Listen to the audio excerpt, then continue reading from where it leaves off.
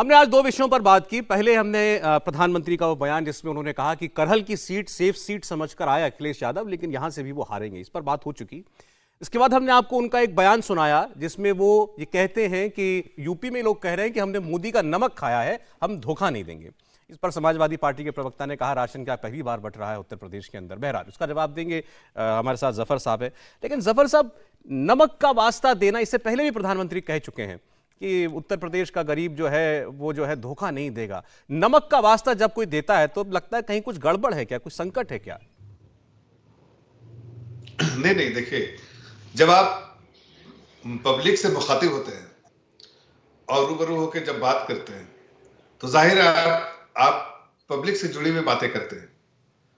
उन्होंने एक ऐसा किस्सा सुनाया जो एक आम नागरिक से जुड़ी हुई बातें थी। एक आम महिला जो थी उसके बारे में उन्होंने जिक्र किया। उन्होंने इस बात को सिर्फ ये बात दोहराया कि आज एक आम नागरिक, एक आम आवाम के दिल में भारतीय जनता पार्टी के बारे में क्या सोच है।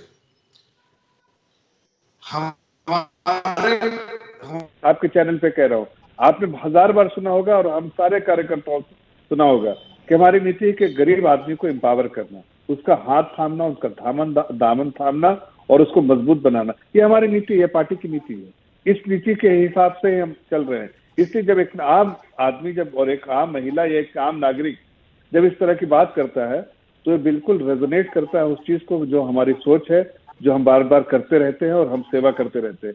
तो प्रधानमंत्री जी ने सिर्फ इसका जिक्र किया जो उन्होंने कहा कि नमक खाया है, धोखा नहीं देंगे। ये एक फीलिंग्स है और यही फीलिंग जो है जमीन पे रहे। आज आप जहां भी जाइए तो इनको इसका एहसास होगा। जब ये पिछले बार 2 लड़के साथ आए थे और तब इन लोगों ने इतना हंगामा किया था कि ऐसा पता नहीं क्या हो गया, लेकिन आप देखिए 2 लड़के साथ आए तो क्या हुआ था, आपको 47 सीट पे सिमट गए थे, 212 से 247 सीट पे।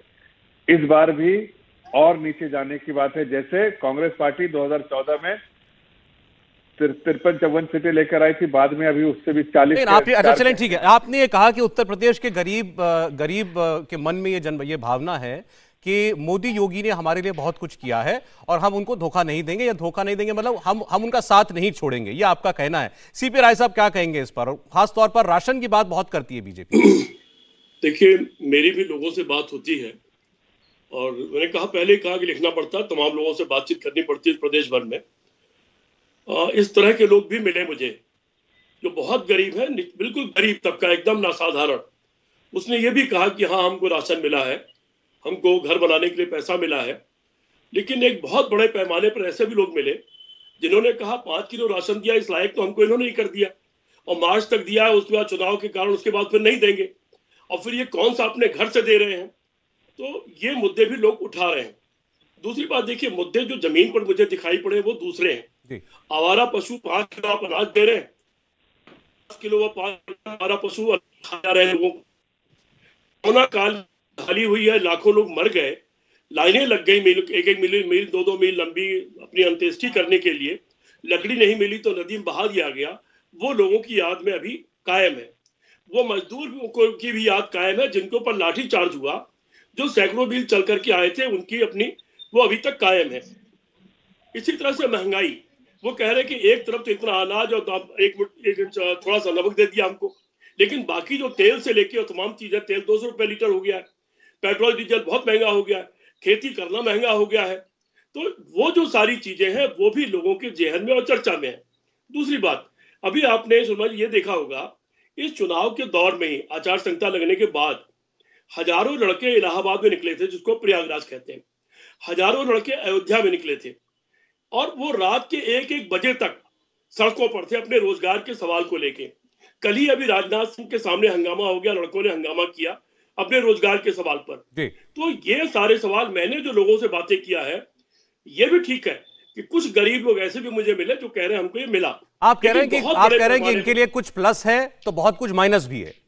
बहुत कुछ, ये जो मैं मुद्दे उठा रहा हूं, ये सारे मुद्दे जनता के दिमाग में है। किसानों का मुद्दा दिमाग में था, इसीलिए भागवत साहब को ऐसी बात कहनी पड़ी। तो एक तरफा ये, खैर हर पार्टी को ये करना चाहिए कि वो जोश में रहे और कहें नहीं ठीक है, पार्टियों का कहना अलग होता है, आपका एक इंडिविजुअल है असेसमेंट है, ऐसे किसी और का असेसमेंट आपके विपरीत हो सकता है। ये तो अपनी अपनी राय की बात है, या कोई किसी की राय सटीक हो सकती है, किसी गलत हो सकती है।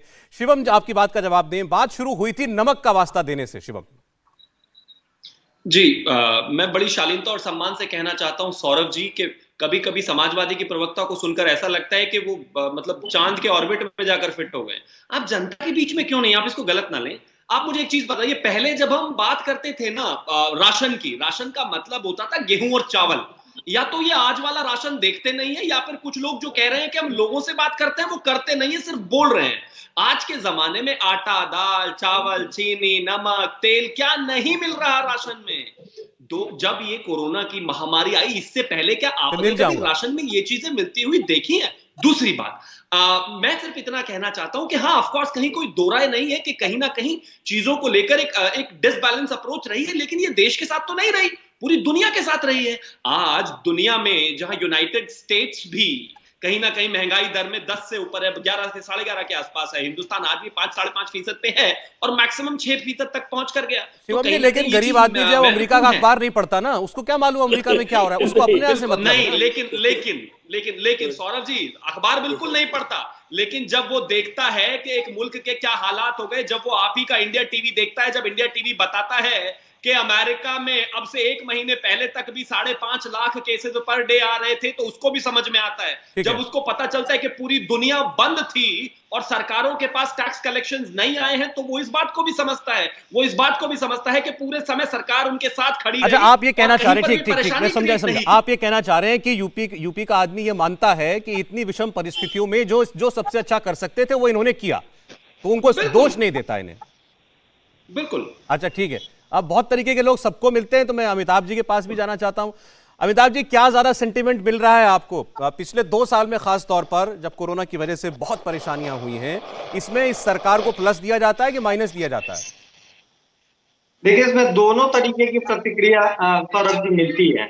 ऐसे भी लोग मिलते हैं जो ये बताते हैं कि कोरोना के दौरान उनको परेशानी नहीं हुई, या उनको ये लगता है कि ये एक ऐसी परिस्थिति बनी थी जो इससे पहले कभी नहीं बनी थी और इस परिस्थिति में सरकार ने तत्परता दिखाई, ये कहने वाले लोग भी मिलते हैं। दूसरी तरफ जिन लोगों ने इसको भोगा है वो भी बताते हैं कि कितनी परेशानी उनको उठानी पड़ी। लेकिन सवाल ये है कि क्या कोरोना के मसले पर ये चुनाव निर्धारित हो रहा है? बिल्कुल, जहां से मैं देख पा रहा हूँ वहां से सौरभ जी मुझे बिल्कुल नहीं दिख रहा है। उससे बड़े मसले, जैसे आवारा मवेशियों का भी जिक्र हो रहा था, वो बड़े मसले के तौर पर दिखता है। और जिस बेनिफिट ट्रांसफर की आप बात कर रहे हैं, निश्चित तौर पर ये चुनाव उससे प्रभावित हो रहा है।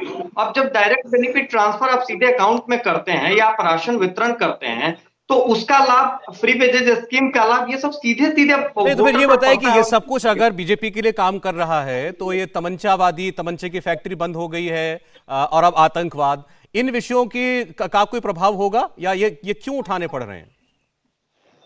देखिए, ध्रुवीकरण, जब जातीय ध्रुवीकरण होती है तो धार्मिक ध्रुवीकरण की भी कोशिश की जाती है। उत्तर प्रदेश के चुनाव में इस बार कमाल मैं देख रहा हूं कि जातीय स्तर पर भी ध्रुवीकरण है और धार्मिक स्तर पर भी है। तो अलग अलग क्षेत्र के हिसाब से अगर आप उत्तर प्रदेश के भूगोल को देखेंगे तो उसमें विविधताएं बहुत सारी है। तो रुहेलखंड में जाकर के आपको सांप्रदायिक या धार्मिकरण की कोशिश करनी होती है, तमाम पार्टियों को करनी होती है, अगर वहां आपको जीतना है या अपने वोटरों को एकजुट करना है तो। लेकिन जब आप वहां से बुंदेलखंड की तरफ बढ़ते हैं तो बुंदेलखंड में आके फिर आप विकास करना शुरू करते हैं। पर जब आप पूर्वांचल में आते हैं तो फिर आप वहां आकर के अयोध्या, काशी, मथुरा, फिर वो शुरू करते हैं। इंडिया टीवी हर वक्त हर जगह डाउनलोड करने के लिए सर्च करें India TV news Google play store या ऐप स्टोर पर।